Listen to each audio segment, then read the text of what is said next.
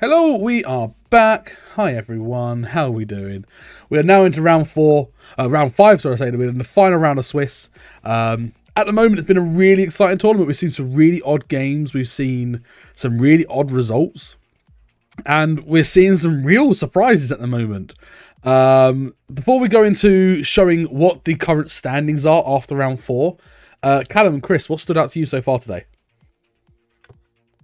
I'll let you go first, Callum.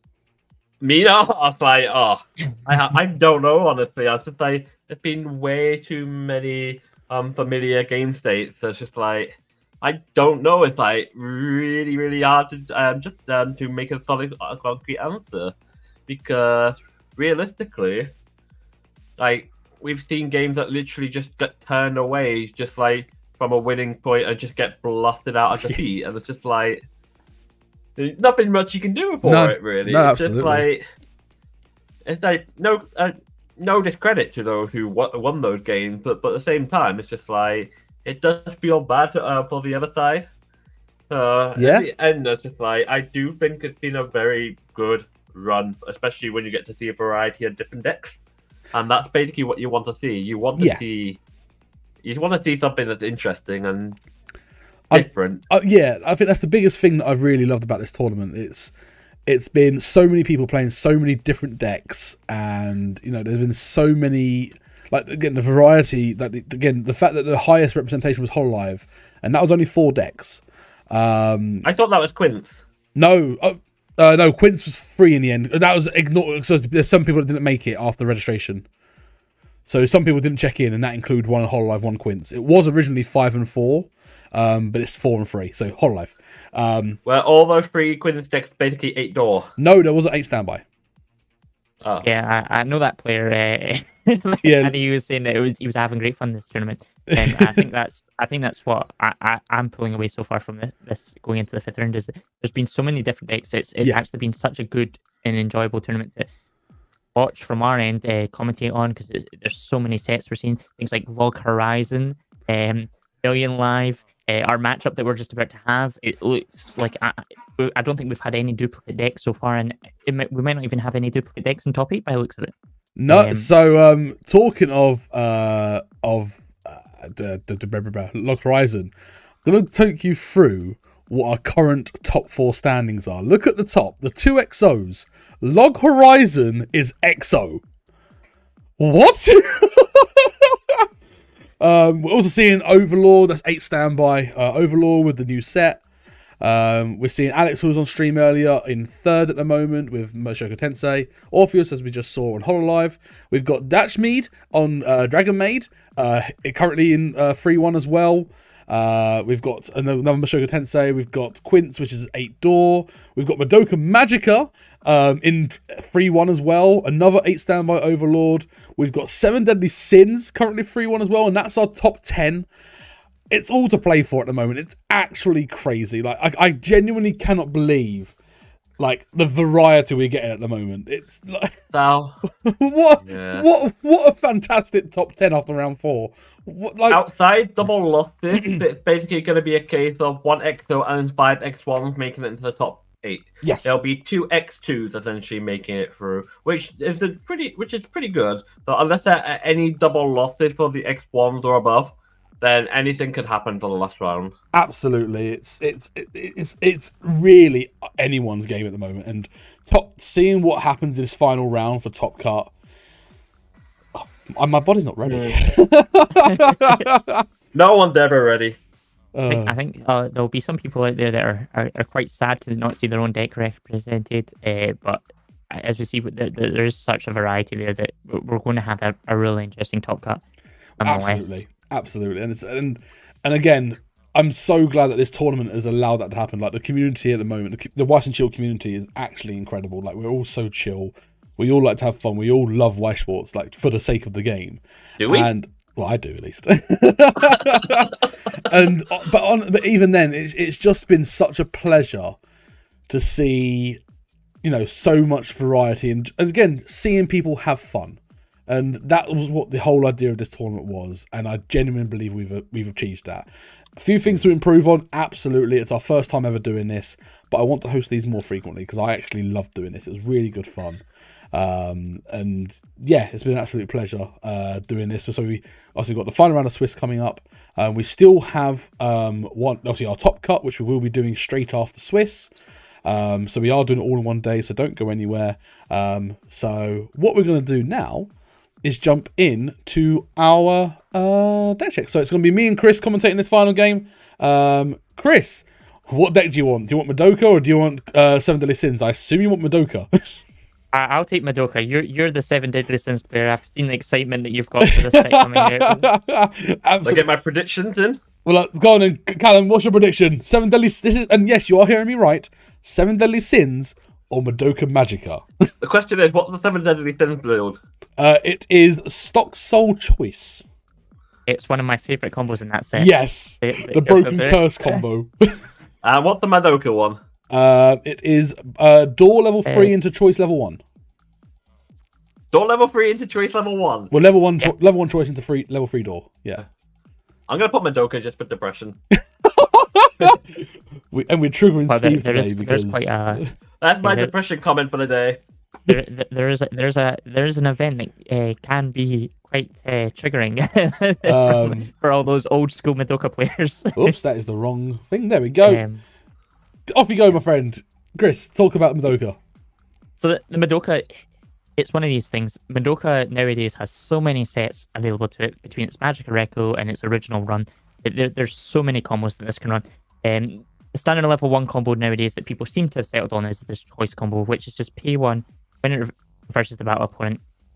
Choose up to 1 in your character in your mate room, add it to hand, then you can look at the top card of your deck. If it's a magic character, you reveal it to your opponent, put it in your hand, and then you discard a card. So it's just a lot of filtering, a lot of plussing that you're trying to get off of that.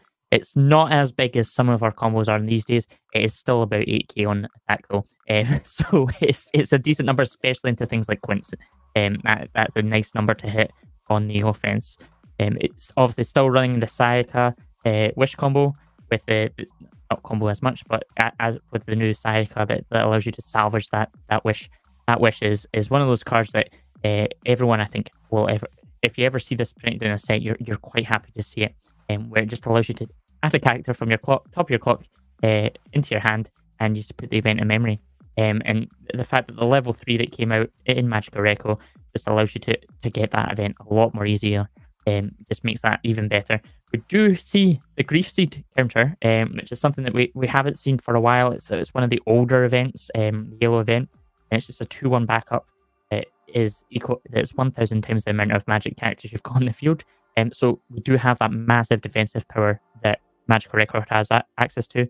And let's not forget about the finisher. The finishers, it's one of those more out-there finishers for Magic Record, but it's still a really good finisher. It's just deal X damage equal to the number of cards in your block on reverse of the opponent by paying 1 with the gate climax and the climax area.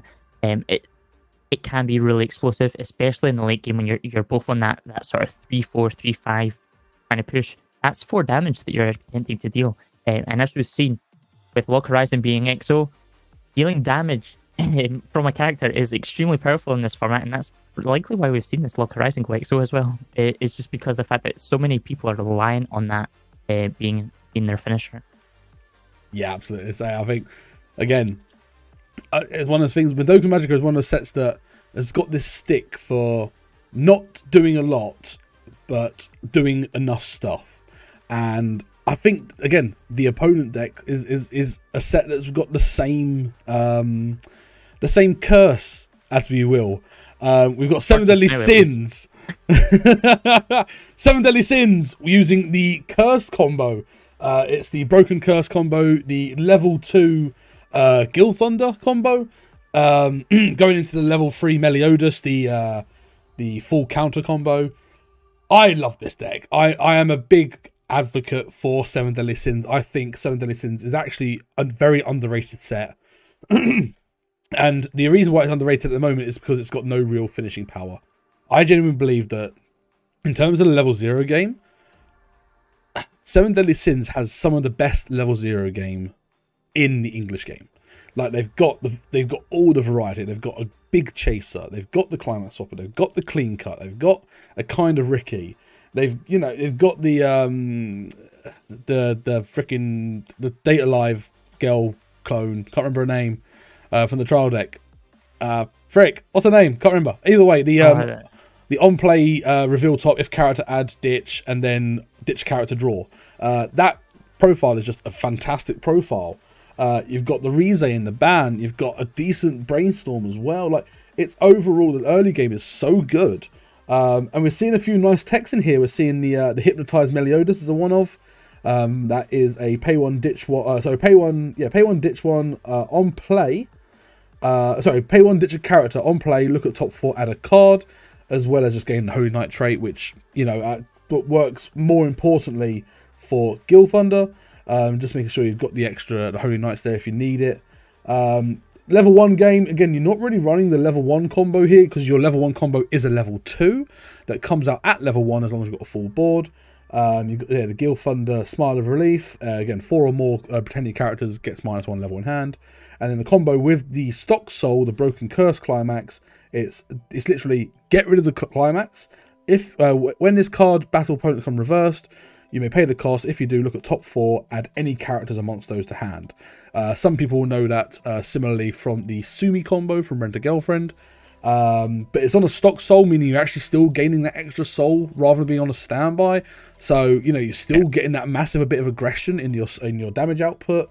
It's massive it being on a stock soul. I feel like just that extra pressure, plus it's actually got a much easier early play condition than the Sumi does as well. Exactly. Yeah, rather than to be, the early play condition is 4 or more Sumi, isn't it? The Sumi requires the Brainstorm in level. Oh, that's right. Yes, that's right. It's the experience, isn't it? Whereas a 4 or more is much easier. Yes, it means having to commit a board to actually do it, and yes, it only means you're doing one combo, but the cost is get rid of the climax, so you're only ever doing the one combo anyway. So that's irrelevant. And a combo where you have the potential to hard +4 is pretty nuts. Who needs more than one? And again, you only got to commit to killing one lane. It's not that bad. And again, running enough nice little text. And again, the level 3 game, pretty standard if you're running green yellow. Again, the level 3 Meliodas combined with the level 2 anti-damage Elizabeth, the assist. You've also got the early play Diane's, you've got the stock swap in there as well, and you've also got the Amber. Now, I've seen a lot of people run the Amber, or some people run the Guild Thunder level 3, the top 3 rearrange and bounce, rather than the Amber, just because it's a character, it's easy to get to, blah, blah, blah. So I'm interested to see whether the Amber pays off here compared to using the Guild Thunder. It costs you 1 less stock, but it isn't searchable, so we'll see how this goes. But on that note, I think we're going to take you straight over to the game. So I'm just going to prepare stuff over because the players have been waiting long enough. Players, you may start. Good luck. And off we go. So, looks like it is Madoka Magica taking the first turn. Yeah, Madoka's level 0 game is it's really consistent these days. Gone are the days when we used to just play oversizes, drop searchers, everything like that. We just have the Kalru. That card is just good.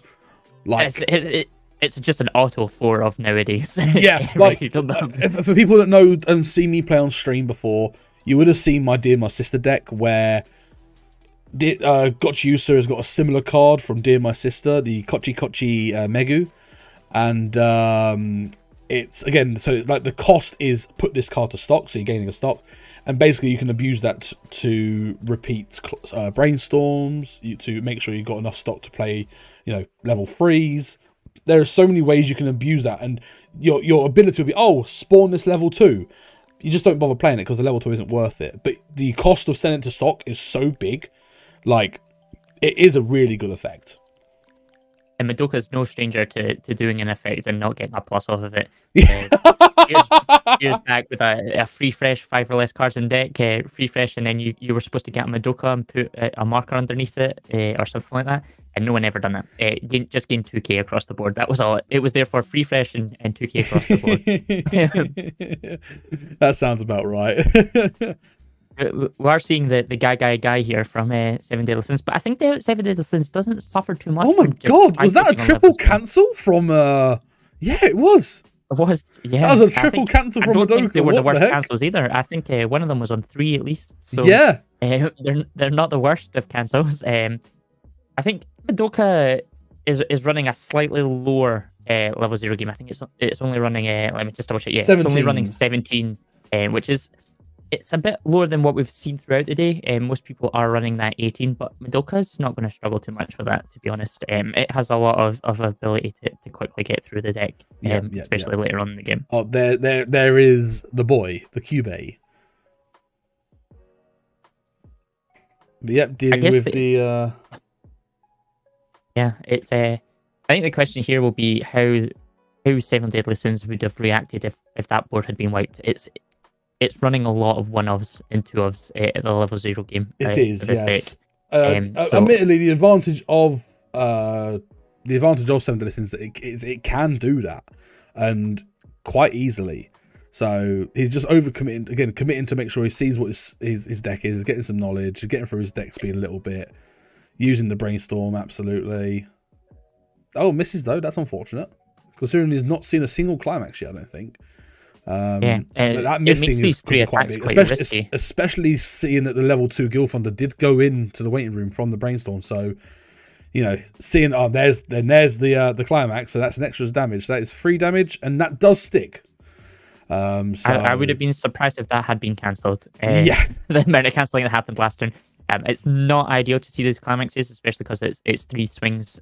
So that one is going to get buried quite deep. Yes, but I think the correct call is still to push through on this damage. Oh yeah, capitalize. 100%. May as well capitalize, especially because you've just triggered a Suso and it's stuck. There you go. That is a solid 8 damage to the face.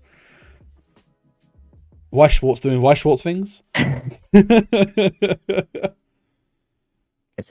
question now is whether the Madoka player has any sort of level 1. Are they ready for level 1? So we see 1. Oh, C2. Are we going to see the third tier? Oh, there we go. They were actually ready. They were ready with the Felicias. That's pretty good. That explains maybe why they had that lower level 0 count in response to the tri-field. Yeah. And there you go. There's the choice. So we're going to triple combo here. The Felicias get absolutely huge.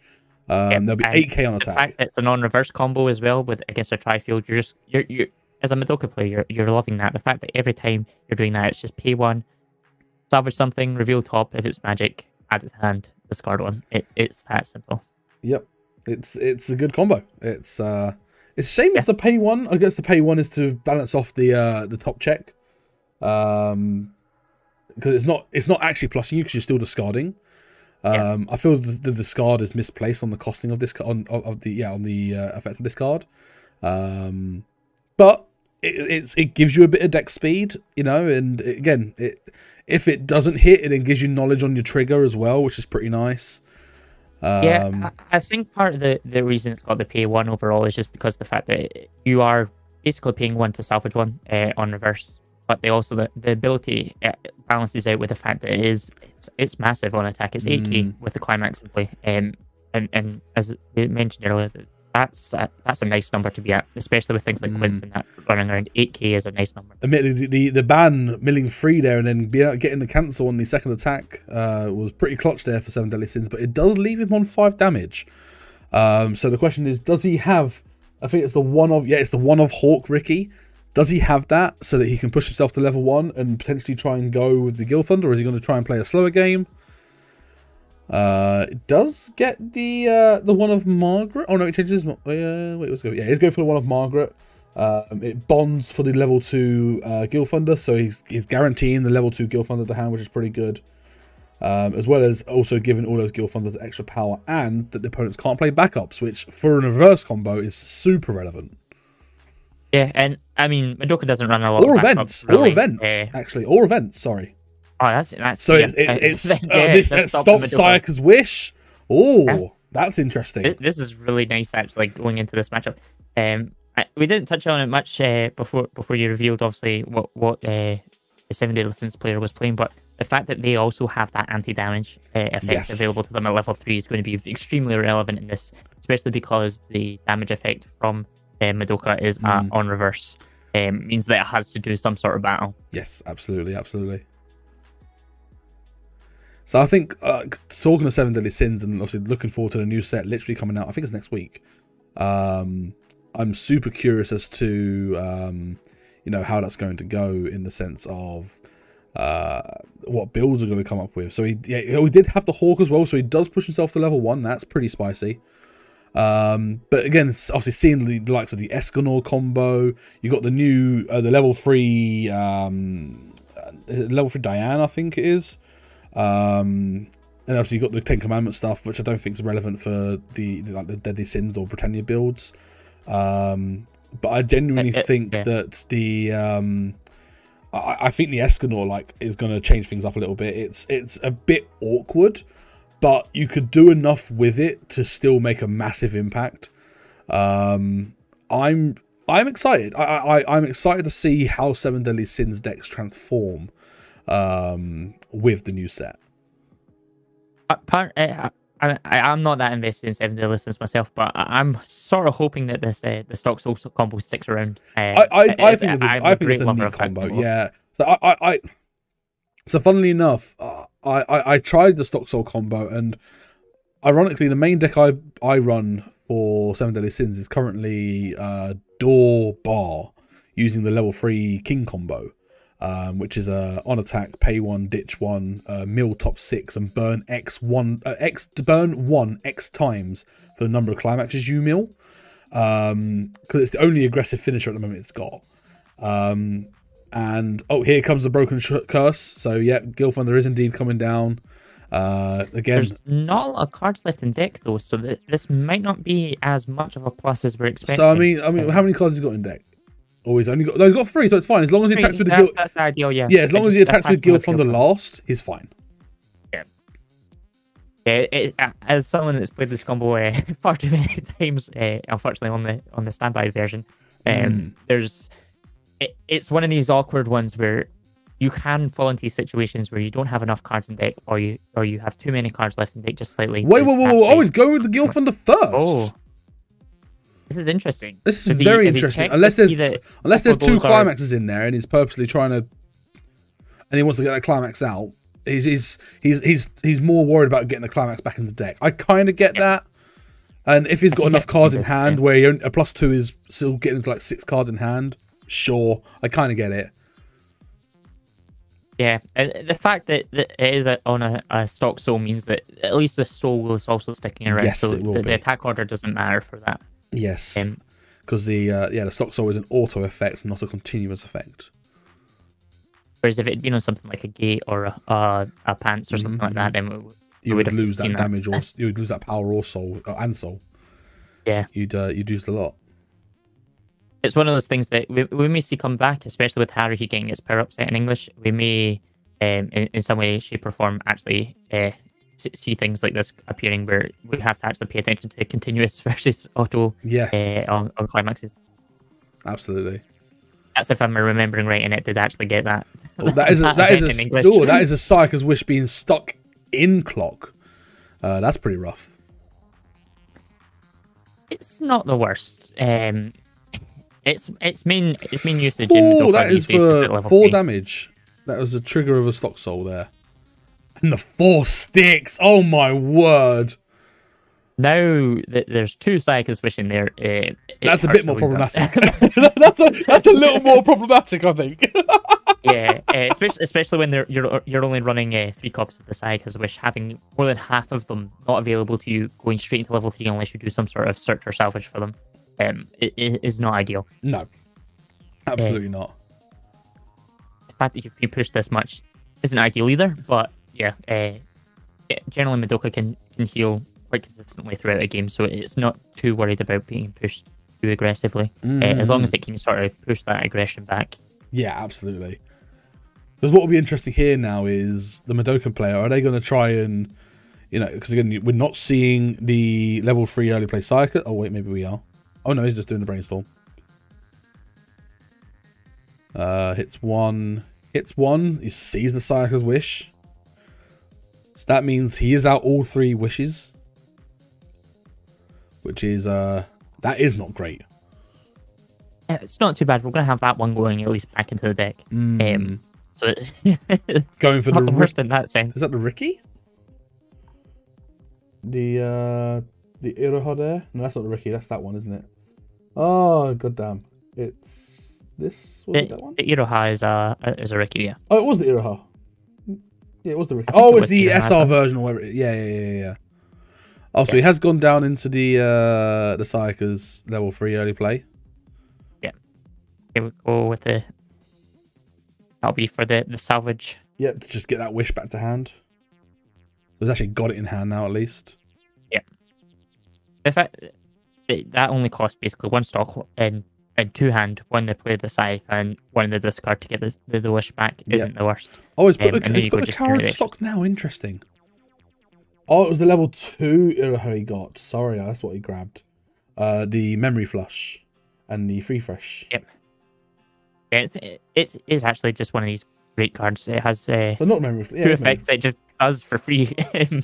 So it's not the... Yeah, not Memory Flush, sorry. It's put a card to Memory, Free Fresh. So it's free compression, it's a free refresh.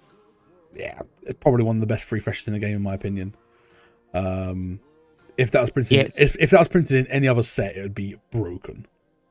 Any other, if it was printed in any tier 1 deck, my god. It's very reminiscent of the Ilya refresh in the fact that it's on a 2/1 body. Yes, the Fate series one, the Archer, Rin Archer. Yeah, the one that's there's like 3 of them, but yeah, in Fate, but yeah, it's one of these just either less cards in deck isn't the best free fresh, but generally because the fact that they put that onto 2/1 bodies that generally have some sort of other effects onto them, they do see that play. Between this one, there's ones that do things like draw cards when you free fresh and things like that. So having something that just does that body at level 2 is really worth it normally. Yeah, it's but it will be interesting to see how. So I see that obviously the Psych is going to be dealing with the Gil Thunder. Again, the opponent cannot use their own backups and events in this battle either. I think it's a correct call to deal with the Gil Thunder. Like, just if you get triggers a door with an empty triggers the door with an empty waiting room and it cancels. Ugh. Oh no! Oh no! Oh.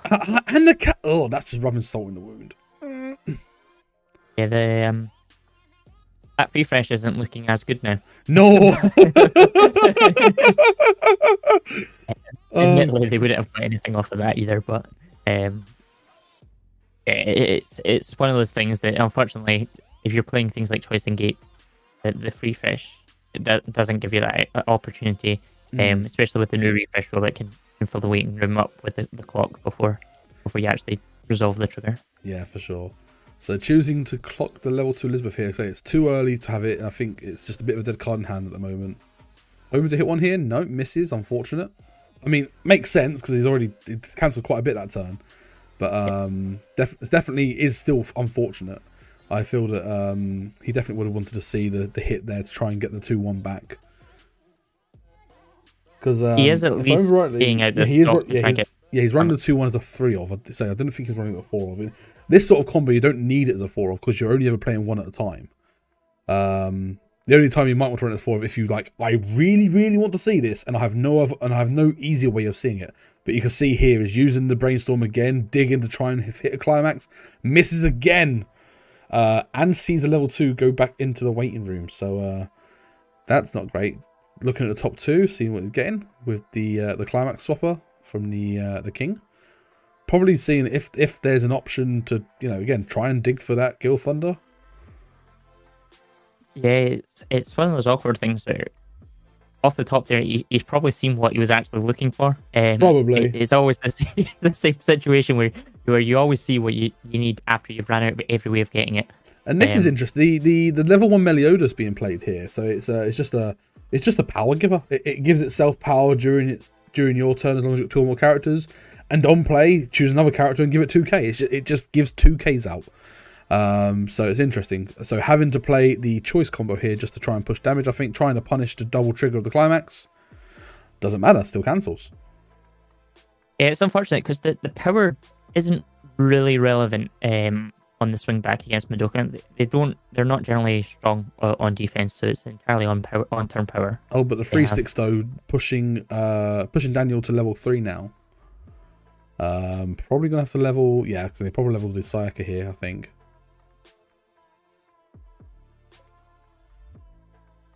And then triggers a choice, so it gives him the chance if he wants to get the Guild Thunder here, or does he want to prepare for level 3? No, I think he is going for the Guild Thunder. So he didn't have it last turn. I think that he's maybe actually just going to.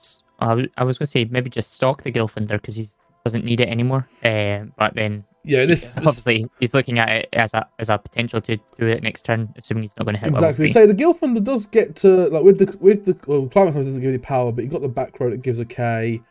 So and if you've got the Merlins as well, and it's in your middle slot, like Guild Thunder can get to like 8-9K. So you know, again, the level 3s for Madoka don't stay big.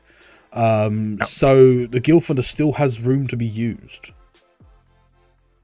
That's it. Yeah, we may see that obviously we know that there is a Wish in hand, and that Sayaka in the center slot is probably staying in that center slot for as long as it needs to. Yeah.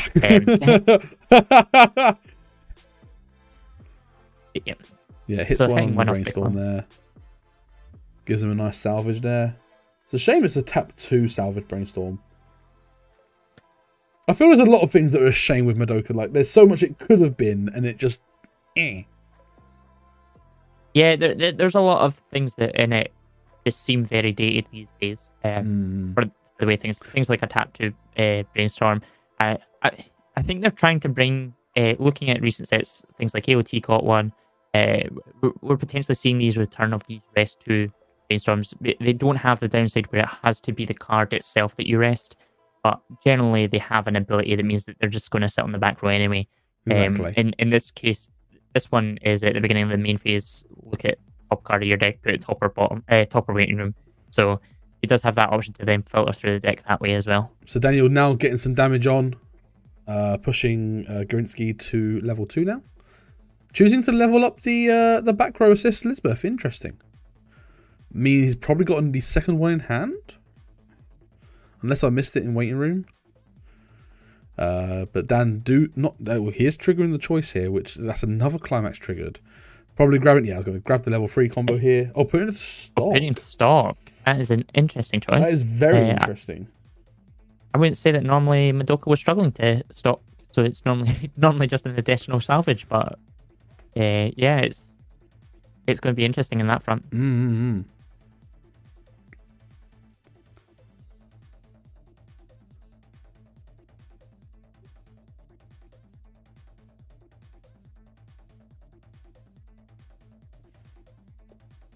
I think there's a debate here whether they're going to swing on that third lane, or is yep, there's no on reverse effect from the Meliodas, if I remember right. On the what? Sorry, on the Meliodas. No, there's no on reverse effect. No, it's just was it when the card facing this attacks, pay 1 burn 2. Is that right? Is it pay 1 burn 2? Yeah, pay 1 burn 2. Yeah, just when it attacks. So that it's not a matter of when the card facing this or when the card in battle faces. It's just when battle. So a side attack still triggers the Meliodas. It still triggers the Meliodas. That's interesting from Daniel. Only swinging twice that turn. Saying not to swing with the third lane. Very interesting. On the direct. I assume just to try and prevent Brainstorms hits 1.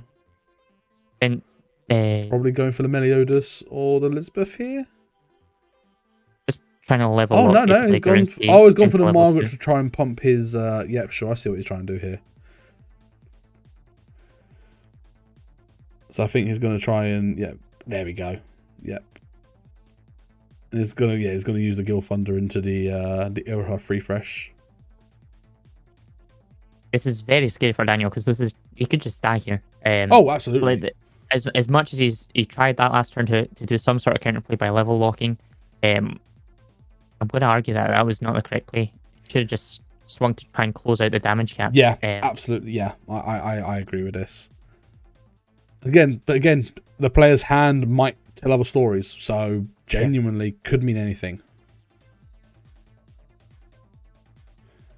Brainstorming again. Let's get playing a climax out. That's not bad. Oh, because that's the other thing just now. In theory, you can move the Guild Hunter into the center lane and actually swing against the Sayaka, forcing the wish. It would not actually even heal. So you're then doing a wish without actually getting the full benefit of it, which could be the play. Yeah. He's ahead on damage anyway, so I don't think he really needs to plus on the hand as much. Yeah. This turn. So and I think here as well, like thinking of the 7 Days Sins player as well. After brainstorming here, probably wants to miss because there's nothing in waiting room at the moment that he really wants.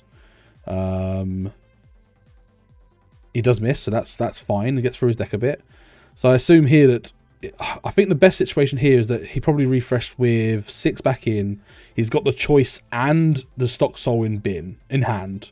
He's got a plus hard off the Guild Thunder, and then next turn he's going to prepare it, actually go Meliodas.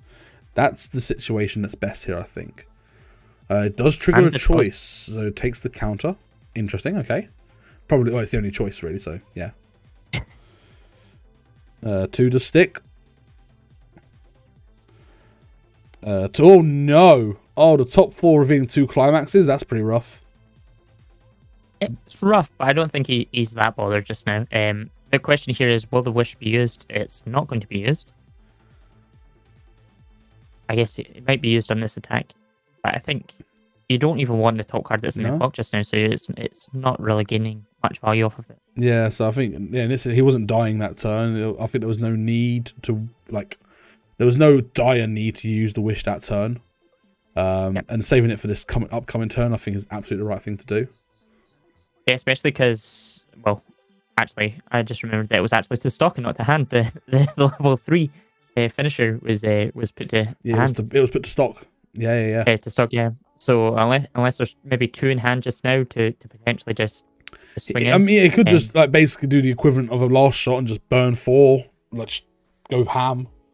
Yeah, and I think if you're in Daniel's situation, you've just got to go for that. I think the advantage might have been to, because he obviously didn't clock this turn, he could have used a Psycho's Wish, gained himself a clock, to get to more cards in hand and, see more of what he needs. But unless he's already got, looking very sneakily at his hand that is tilting a bit too much, and I'll tell him in a minute, he does have the climax in hand. That's always a plus. I guess the main thing now is, does he have character in any way, shape, or form? I'm just going to tell him. You obviously still have access to the Brainstormers. Daniel, just be careful with your hand. You're tilting it a little too much. They're catching it on camera for you, mate. All right. There we go. That's him informed.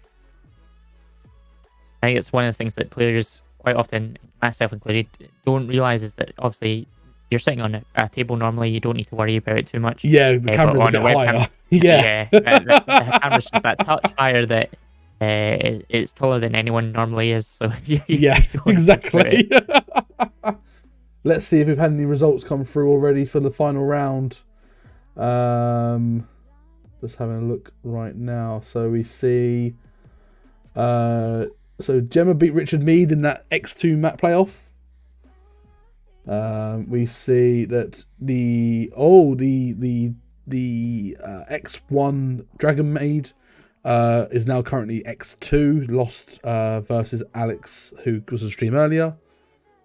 Who else we got? These are just vanilla swings. Kronos has went undefeated with his Overlord beating Log Horizon in the final round there for the XO match-off. Oh. So Log Horizon finishes X1. So trigger for 4, so that's now 3/4. So if this is a trigger, this is lethal. Oh my. And it is that the level? No, it's not. It's the level 0. I got the level 1. I got really excited thinking that was the level 3. I looked away trying to look at one thing. Why is there a character? Oh, is that the stock? Yeah, it must be the stock. The trigger. The what's her name? The redhead girl. Hey, Kyoko. Yeah, Kyoko. Yeah. Soon as the stock. Yeah, at first when that got revealed, I thought it was maybe the level 3 Kyoko. Their arts are very similar. Oh, yeah. I think luckily for Garinsky, it wasn't lethal. Yeah, I was gonna say, I've looked down and got someone going, wait, why is he 3/6? What the? Yeah, So I think Madoka is just suddenly this is now Madoka's game. It is very much in a good position for Madoka here. They've got the Sayaka on the field. They've got Sayaka Wish in hand still. There's just so much going for them. The potential thing here, though, he has left the Kuro exposed, meaning that there is an opportunity for a side attack, which means that, you know, Madoka might be able to do literally nothing against it. It will mean that Garinsky does need to have some form of heal, which the Meliodas does do. There we go. And we see the Meliodas being flexed ever so slightly there. So the Meliodas will be coming down, otherwise he will just lose. Yeah, I think that's one of those things that you don't think about too much nowadays, is that a lot of finishers that we have in the current format don't actually heal themselves. They don't. In any way, shape, or form. No. We're very much reliant on our early plays and the occasional extra couple of level 3s to. And the Brainstorm hits one, so I assume going for a second Meliodas, or potentially going for the Lisbeth if it's available. But he did level 1. There is a Meliodas there. I didn't see the Lisbeth. He's gone for the Hypnotized, so the top 4 ad. So maybe he doesn't have the choice combo in hand. He has ironically, choices, ironically, brainstorming and hitting the choice on the brainstorm is actually kind of detrimental. I think he's contemplating. So the fact he's contemplating with the Meliodas leads me to believe that he might have the climax in hand. So there's one choice. I'm just trying to see how many choices there are. He's got some way of drawing in 2 choice. There are 3 choices in waiting room, so there's one somewhere. He triggered one last turn, but I think it was the top. That was paid out. Yeah, he literally just paid that out for the brainstorm. So he did take the Hypnotized, the level 0, and he's going to do the top 4 check. So I don't think he has the climax. It's P1 Ditch Britannia, top 4. Yes. Did he ditch Britannia? Yeah, he did. Just confirm he ditched Britannia. Oh, he must have got the climax. He seemed quite happy there. Yeah. Goes to Meliodas, gets another heal. Has he done the heal? Yes, he has. Oh. That positioning there makes me think that it's just going to be swings and not the climax. No, because if he has the climax, if he can side for 2 with the level 0, then that's just game. Yeah, sorry, I meant more the positioning of how he put his hands down in there. Oh! Look at this guy meta-braining. I'm not a massive poker player, but I'm not very good at reading. Oh, it is the wrong climax. So he is getting the plus soul, meaning that he will be attacking or probably siding for 2 with the level 0 here. Actually, interesting thought. Does he front, bait the Sayaka's Wish, and therefore then swing for lethals on the Meliodas? I think he sides here. No, then sides and just takes the game. There you go. Yeah. There you go. Yeah. That is 7 Deadly Sins making top cut, finishing X1 there. And we will have to see if Daniel makes it through strength of schedule. Thank you very much for playing, guys. Really appreciate it.